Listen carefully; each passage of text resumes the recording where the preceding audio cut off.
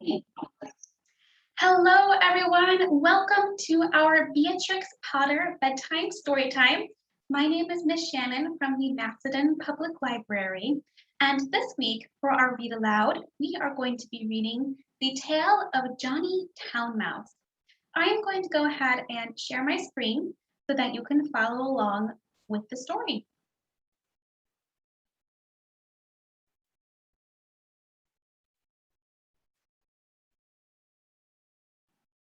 Okay, so this is Project Gutenberg's ebook, The Tale of Johnny Townmouse by Beatrix Potter.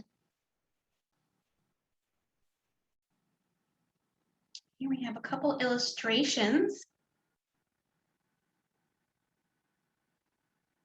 Here's our title, The Tale of Johnny Townmouse by Beatrix Potter.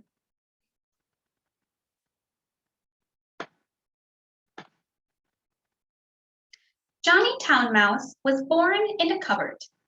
Timmy Willy was born in a garden. Timmy Willy was a little country mouse who went to town by mistake in a hamper. The gardener sent vegetables to town once a week by carrier. He packed them in a big hamper. The gardener left the hamper by the garden gate so that the carrier could pick it up when he passed. Timmy Willy crept in through a hole in the wickerwork, and after eating some peas, Timmy Willy fell fast asleep. He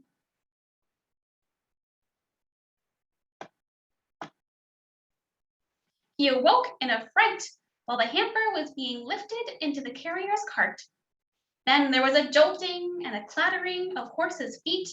Other packages were thrown in for miles and miles. Jolt, jolt, jolt, and Timmy Willy trembled amongst the jumbled up vegetables. At last, the cart stopped at a house where the hamper was taken out, carried in, and set down. The cook gave the carrier 6 pence. The back door banged and the cart rumbled away, but there was no quiet. There seemed to be hundreds of carts passing. Dogs barked, boys whistled in the street, the cook laughed, the parlor maid ran up and down stairs, and a canary sang like a steam engine. Timmy Willy, who had lived all his life in a garden, was almost frightened to death. Presently, the cook opened the hamper and began to unpack the vegetables. Out sprang the terrified Timmy Willy. Up jumped the cook on a chair, exclaiming, "A mouse! A mouse! Call the cat! Fetch me the poker, Sarah!" Timmy Willy did not wait for Sarah with the poker. He rushed along the skirting board till he came to a little hole, and in he popped. He dropped half a foot and crashed into the middle of a mouse dinner party, breaking 3 glasses. "Who in the world is this?" inquired Johnny Townmouse. But after the first exclamation of surprise, he instantly recovered his manners. With the utmost politeness, he introduced Timmy Willy to the 9 other mice, all with long tails and white neckties. Timmy Willy's own tail was insignificant. Johnny Townmouse and his friends noticed it, but they were too well bred to make personal remarks. Only one of them asked Timmy Willy if he'd ever been in a trap. The dinner was of 8 courses, not much of anything, but truly elegant. All the dishes were unknown to Timmy Willy, who would have been a little afraid of tasting them. Only he was very hungry and very anxious to behave with company manners. The continual noise upstairs made him so nervous that he dropped a plate. "Never mind, they don't belong to us," said Johnny. "Why don't those youngsters come back with the dessert?" It should be explained that 2 young mice who were waiting on the others went skirmishing upstairs to the kitchen between courses. Several times they had come tumbling in, squeaking and laughing. Timmy Willy learned with horror that they were being chased by the cat. His appetite failed and he felt faint. Try some jelly, said Johnny Townmouse. No? Would you rather go to bed? I will show you the most comfortable sofa pillow. The sofa pillow had a hole in it. Johnny Townmouse quite honestly recommended it as the best bed, kept exclusively for visitors. But the sofa smelt of cat.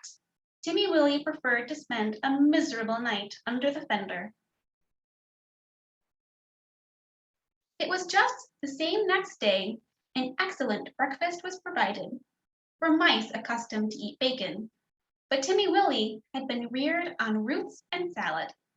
Johnny Townmouse and his friends racketed about under the floors and came boldly out all over the house in the evening.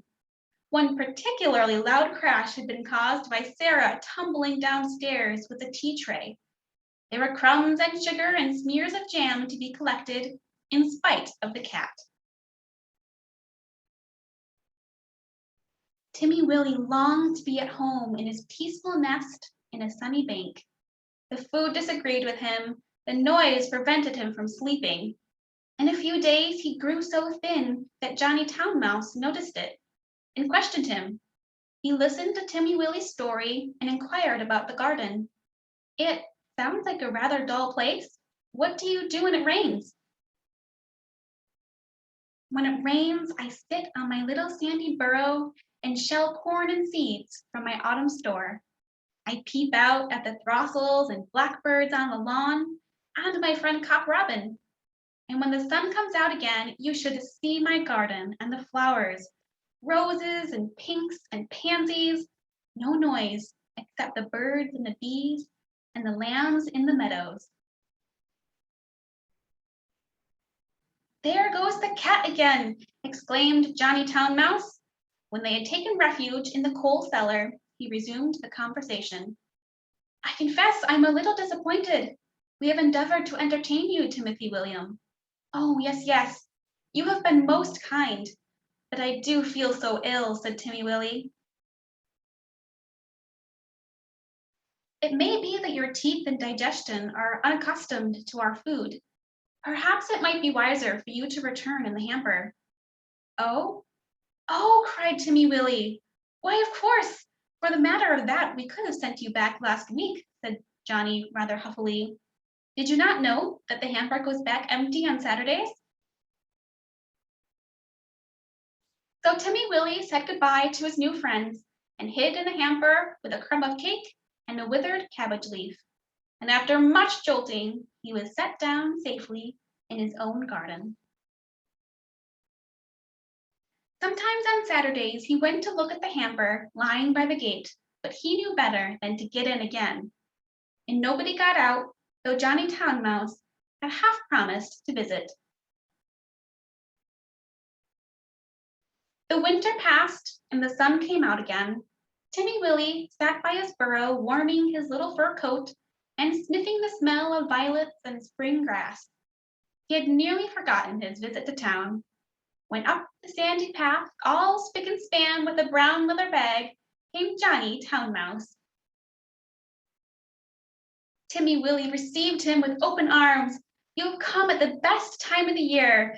You will have herb pudding and sit in the sun.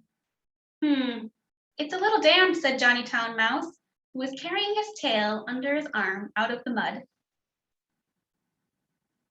What is that fearful noise? He started violently. That, said Timmy Willy, that is only a cow. I will beg a little milk. They are quite harmless, unless they happen to lay down upon you. How are all our friends? Johnny's account was rather middling.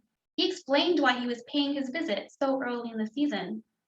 The family had gone to the seaside for Easter. The cook was doing spring cleaning on board wages with particular instructions to clear out the mice. There were 4 kittens, and the cat had killed the canary. They say we did it, but I know better, said Johnny Townmouse. Whatever is that fearful racket? That is only the lawnmower. I will fetch some of the grass clippings presently to make your bed. I'm sure you had better settle in the country, Johnny.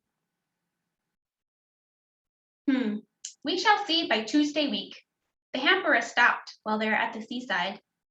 I am sure you will never want to live in a town again, said Timmy Willy. But he did. He went back he went back in the very next hamper of vegetables. He said it was too quiet. One place suits one person, another place suits another person. For my part, I prefer to live in the country like Timmy Willy. And that is the end. I hope you enjoyed our read aloud, and we will see you again next week. Bye.